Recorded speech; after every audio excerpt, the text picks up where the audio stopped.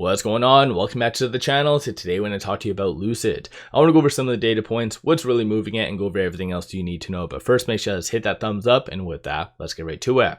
So Lucid is down 7.81%, 22.15 the low, 23.78 the high, but you're seeing very low volume. So 5.1 million shares being traded, 11.5 is the average.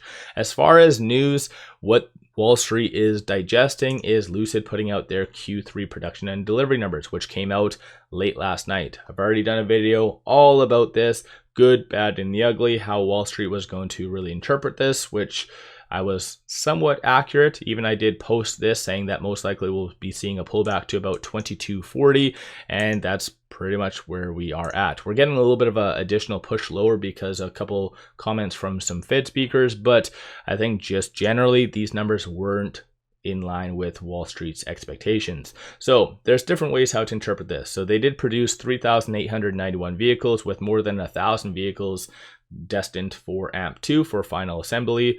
Lucid did deliver 4,078. So a couple of different ways, like I said, to interpret this. One is that they are getting rid of inventory. That's positive. Second is that they did have another record produced quarter. So their previous high was 3,863. This time is 3,891.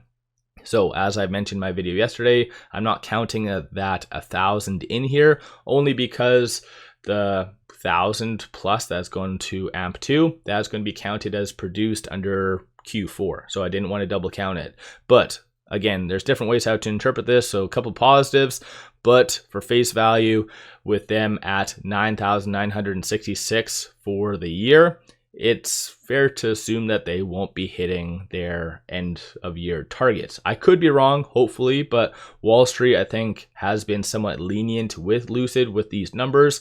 And I think today it just no BS. No different than what recently happened with Rivian when they missed and they did also lower their guidance. Like, they got hit very hard. They went down about 8%. So Wall Street's just taking no BS right now. So let me know your general thoughts on that in the comments below. There hasn't been any new ratings though as a byproduct of this. So most likely after hours today or possibly over the next couple of trading days, you will have new ratings digesting this. And one thing to take note of, I've seen some comments in my video yesterday that I did put out when I talked all about this. Some people did say, can they lower their guidance? And yes, they can do that. Quickly popping over here one last time. So you can see under that green section for 2023 where it was targets. Originally, it was 10 to 14, or sorry, it was 14. Then they lowered it to 10 to 14. Then they lowered it to 8 to 8,500. So at the end of the day, yes, they can lower it again, and if anything, it would be on the day of their earnings. So again, stay tuned for that, I guess, essentially. But I think Wall Street right now is kind of pricing out them hitting their target. So even if they did lower the guidance, I don't see it would be that damaging. But again, what do I know?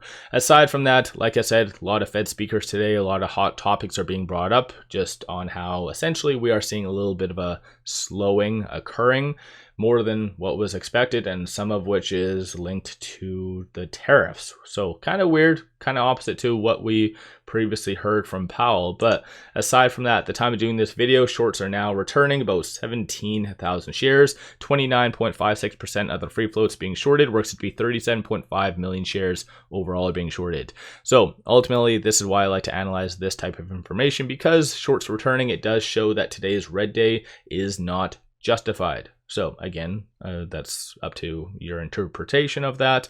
But basically on here, you have about 2.9 million shares available to be shorted. So if shorts really did want to double down, they could definitely do so. So again, that's something just to keep in mind. Looking at this, you had 1.8 million in calls, 571,000 in puts, 40% of all the options being done were kind of neutral in nature, and that's just because of the sheer dollar value that was getting in. It ate up both the bid and the ask. So of course, systems don't really know if that is bullish or bearish.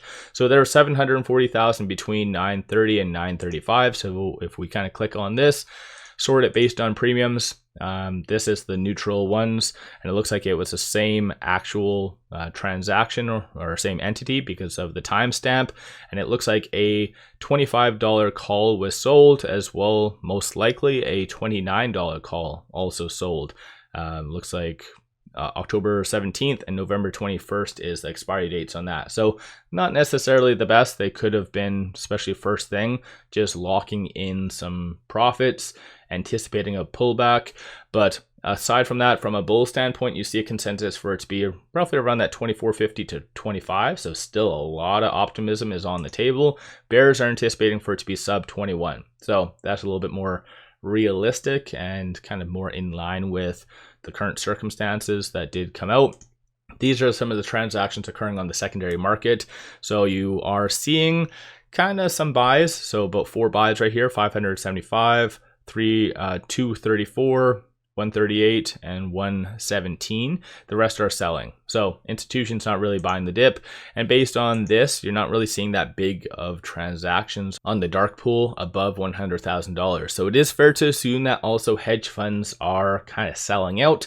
And again, I think some of them just maybe had some high expectations for Lucid's numbers, or they're just waiting for more of a pullback and then they will rebuy. But these numbers, again, I always like to be neutral. I could easily pump and be like, hey, this is amazing, amazing stuff. But ever since I started to cover Lucid, or just any stock in general, I always stay neutral. And I like to give you my honest, true thoughts on what is happening. And plus, aside from that, a lot of the data, all I'm doing is just interpreting it. So in general, these numbers were not good. As I even mentioned leading up to these numbers, 5,500 was going to be that key pivot. Anything above it, market was going to like it. Anything below it, market was going to punish Lucid. And right now, Lucid is getting punished. So with it right now at 2206, kind of getting dragged down with the broader market a little bit, but with it at 2206, it is below this S3. So I'm looking at the 4-hour chart right now. So moving over to the 1 day. So you have 2119. That's going to be the next strong support, and realistically could be touched in the next couple of trading days. So just be aware of that. And then 2473 is going to be the next strong target / resistance. So looks like Lucid is breaking down a little bit on the technicals. And even right here, it did break below the 10-day moving average as well as the 100. And it hasn't tested the 50 yet, but potentially that is going to be a very big deal, because even if it does break below that 50, then that means more of a potential pullback of up to like 20-30%. So that's sitting at 2164. So that's that 50-day moving average. So that's going to be a pretty big deal. Aside from that, looking at the market position, comparing today versus yesterday, you have a lot more willing sellers. So not necessarily the best, unfortunately, but still at the same time, there hasn't really been that much in news associated to Lucid. So despite them putting out their numbers, it doesn't look like mainstream media really cares all that much right now. But I think in general, if we do get some good ratings, let's say some analysts focus on more of the positives rather than them potentially missing on their year-end target, that could really push things higher. But the last one that did come out was yesterday, and Cantor Fitzgerald, which, as I've mentioned even in my video yesterday, complete joke of a individual. This is some of the unusual options for today. So the one I already brought up, so the 25 and also the $29 strikes, and they were both bearish. And so someone's betting on downside ultimately, so not the best. And so yeah, in reality, that's it is what it is. I guess that's just Lucid has ran up quite a lot in the short term. But I say this every single time when Lucid starts to consolidate. If you do truly believe in Lucid, let's say Lucid was at that $16 mark again, and if you bought, let's say $20, $21, $22 calls, you would be laughing right now. You wouldn't even care about this because you would be up hundreds of %. So again, if you do believe in Lucid, and let's say you feel it's going to go to, I don't know, $26 by potentially, let's say, February or even May, for instance, you can make some very good money. So long call spread, return on risk, 292.16%. So again, I think if you put it in comparison to everything bigger picture, and if you are remaining bullish, this is how you make some very, very good money, is by using options.